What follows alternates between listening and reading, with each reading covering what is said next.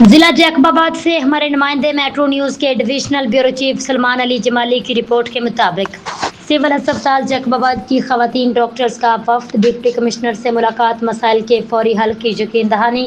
جیکباباد civil اسپتال جیکباباد کی senior خواتین ڈاکٹرز اور گائناکالوجسٹ پر مشتمل وفد نے ڈپٹی کمشنر جیکباباد شہزاد احمد ساہی سے ملاقات کی۔ وفد میں ڈاکٹر خورشید، ڈاکٹر زیب ابڑو، ڈاکٹر فرحین سمیت دیگر خواتین ڈاکٹرز بھی شامل تھیں۔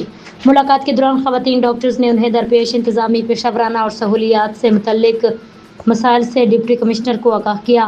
ڈپٹی کمشنر نے تمام مسائل تفصیل سے سنے، جائز مطالبات کے جلد از جلد حل کے لیے ہر ممکن تعاون کی یقین دہانی کرائی۔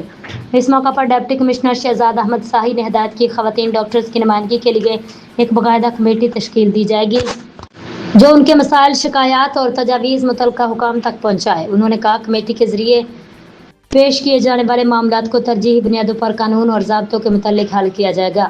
ملاقات کے اختتام پر ڈاکٹر خورشید اور وفد میں شامل دیگر خواتین ڈاکٹرز نے ڈپٹی کمشنر کا شکریہ ادا کرتے ہوئے امید ظاہر کی ان کے جائز مسائل جلد حل کیے جائیں گے۔